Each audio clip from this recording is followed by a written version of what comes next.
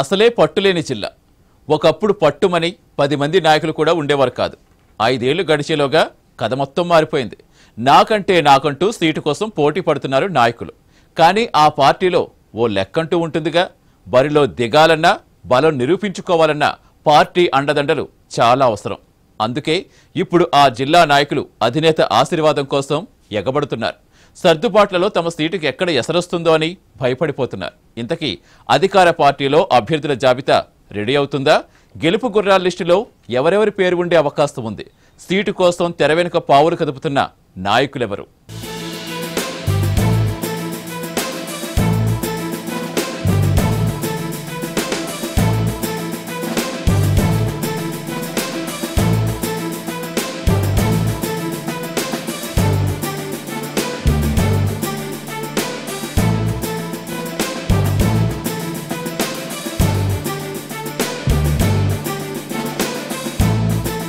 గత ఎన్నికలతో పోల్చి చూస్తే కడప జిల్లాలో టీడీపీ బాగా పుంజుకుంది. ప్రతిపక్షం ఎక్కడైతే బలంగా ఉందో అక్కడే తమ సత్తా నిరూపించుకోవాలనుకున్న చంద్రబాబు జిల్లా విషయంలో ముందు నుంచి పక్కా ప్రణాళికతో ముందుకు వెళ్తున్నారు.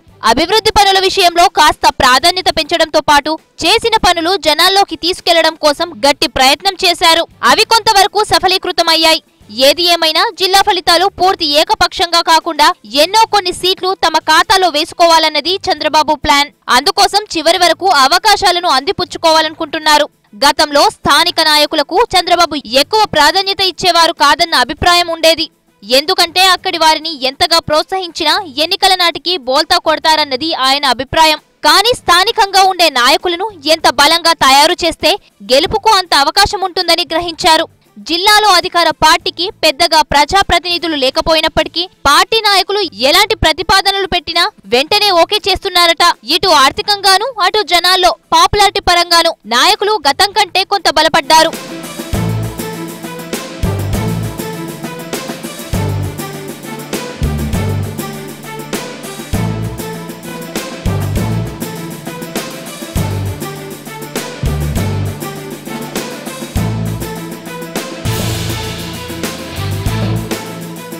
సమస్య ఉందని ఎమ్మెల్యేల దగ్గరికి వెళ్తే వారంతా తాము అధికారంలోకి వచ్చిన వెంటనే చేస్తామని ఏకవ్యాఖ్య ప్రకటనలు చేయడంతో టీడీపీ నాయకులను ఆశ్రయిస్తూ వచ్చారు. వైసీపీ ఎమ్మెల్యేల కంటే టీడీపీ నియోజకవర్గ ఇన్ఛార్జులే ఎమ్మెల్యేలుగా వ్యవహరిస్తూ వచ్చారు. ఇప్పుడు మళ్లీ ఎన్నికలు దగ్గర పడ్డాయి.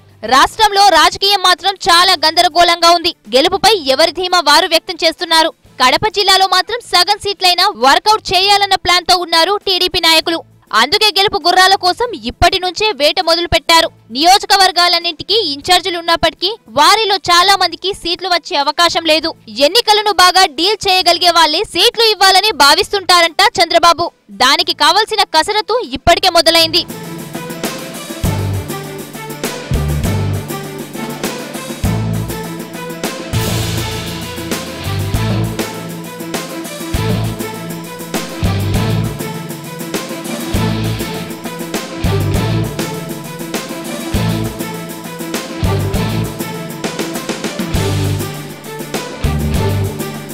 సీట్ల కేటాయింపులో ప్రతి పార్టీకి కొన్ని ఈక్వేషన్స్ ఉంటాయి. కానీ కడప జిల్లా వరకు టీడీపీ మాత్రం అలాంటి వాటితో పని లేకుండా ఖచ్చితంగా గెలవడనుకునేవాడు ఎక్కడున్నా పిలిచి టికెట్ ఇచ్చే పరిస్థితి కనిపిస్తోంది. కొంతకాలం క్రితం చంద్రబాబుతో భేటీ అయిన జిల్లా టీడీపీ నాయకులు సీట్ల విషయంపై సుదీర్ఘంగా చర్చించినట్లు తెలుస్తోంది. జనవరి 2వ వారంలో మొదటి విడతగా కొన్ని సీట్లు ప్రకటిస్తారని ప్రచారం జరుగుతుంది. దాంట్లో కడప జిల్లాకు సంబంధించి సగం సీట్లు ప్రకటించే అవకాశాలు ఉన్నాయంటున్నారు. ఇప్పటికే 2 నాయకులకు ప్రచారం చేసుకోవడానికి గ్రీన్ సిగ్నల్ ఇచ్చారంట. అందులో మొదటిది ప్రతిపక్ష నేత జగన్ సొంత నియోజకవర్గం పులివెందుల. అక్కడ పార్టీ సీనియర్ లీడర్ గా ఉన్న సతీష్ రెడ్డికి సీటు కన్ఫర్మ్ చేశారంట.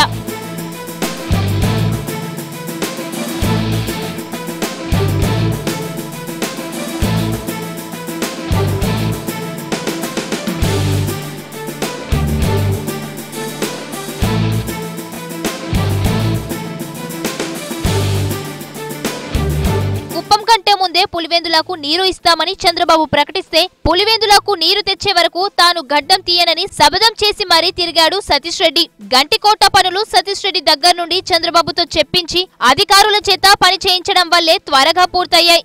దాని ద్వారా పైడిపాలెంకు నీరిచ్చి అక్కడి నుంచి పులివెందులకు నీరు తీసుకెళ్లగలిగారు. అన్ని చెరువులకు నింపలేకపోయినప్పటికీ బోర్లు ఎండిపోకుండా కాపాడగలిగారు. దానివల్ల చిని తోటల రైతులకు కొంతవరకు ఉపశమనం కలిగింది. పైడిపాలెంకు నీరు వచ్చిన తర్వాతనే సతీష్ రెడ్డి గడ్డం తీశారు. దానివల్ల గతంలో కంటే సతీష్ ను నియోజకవర్గంలో కొంత పట్టు దొరికిందని భావిస్తున్నారు. ఇప్పటి నుంచే జనంలో ఉండి ప్రచారాన్ని ముమ్మరం చేయాలని సతీష్ రెడ్డిని చంద్రబాబు ఆదేశించారంట.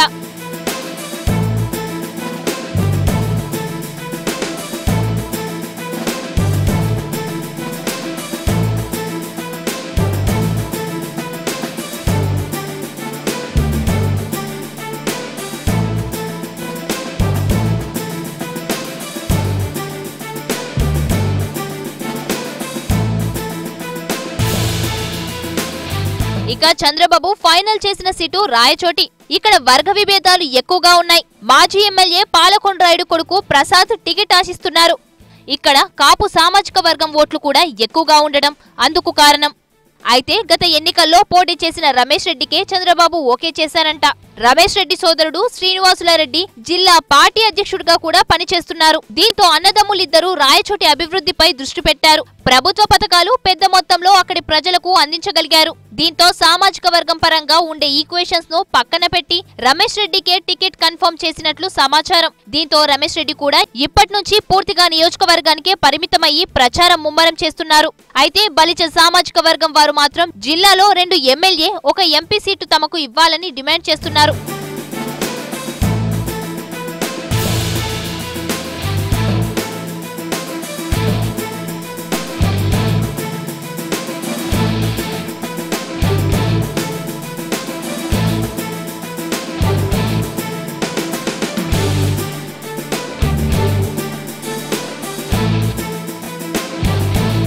ఆ లెక్కన రాయచోటి సీటు ఇచ్చే అవకాశం ఉండేది. కానీ దానిని ముందుగానే కన్ఫర్మ్ చేశారు చంద్రబాబు. కాపులు ఆశిస్తున్న మరో సీటు కడప.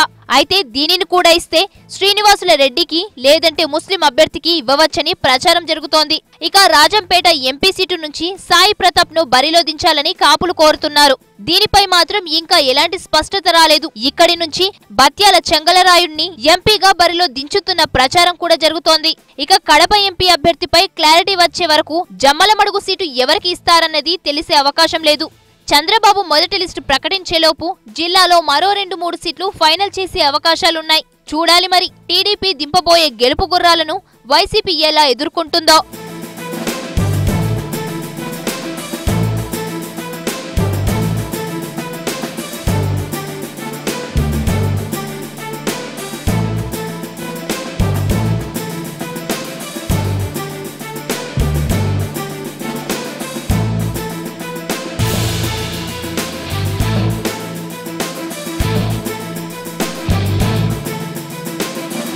ఇప్పటికే నాయకులు ఎన్నికల ప్రచారాస్త్రాలను సిద్ధం చేసుకుంటున్నారు. ప్రతిపక్ష నేతగా ఉన్న జగన్ కడప జిల్లా గురించి ఒక్కసారి కూడా ప్రస్తావించలేదని చెప్పడంతో పాటు తమ ప్రభుత్వం పట్టిసీమ ద్వారా రాయలసీమకు అంటే కడప జిల్లాకు నీరు ఇచ్చిందని చెప్పుకోబోతున్నారు. ముస్లింలకు హాజ్ హౌస్ నిర్మిస్తున్నారు. ఇక కడప ఎయిర్పోర్ట్ ను పూర్తి స్థాయిలో అభివృద్ధి చేయడంతో పాటు ఇక్కడి నుంచి విమానాలు నడిపే వారికి ప్రభుత్వం కొన్ని రాయితీలు కూడా ఇచ్చింది. అన్నింటికన్నా ముఖ్యమైనది కడప ఉక్కు ఫ్యాక్టరీ. 4 ఏళ్లుగా ఎన్నో ఉద్యమాలు జరుగుతున్నాయి. అందులో అన్ని పక్షాల వారు పాల్గొంటున్నారు. కేంద్రం మొండి చేయి చూపించినా తమ ఎంపీ ఆమరణ దీక్ష చేయడం వల్ల ఉక్కు ఫ్యాక్టరీ కడప జిల్లాలో పెడుతున్నామని టీడీపీ నేతలు ప్రచారం చేసుకోబోతున్నారు. జిల్లాకు ఇన్ని చేశాం కాబట్టి తమకే ఓటు వేయాలంటూ ప్రచారానికి సిద్ధమవుతున్నారు. చూడాలి మరి జనాలు ఈసారి టీడీపీ విషయంలో ఎలాంటి తీర్పిస్తారో.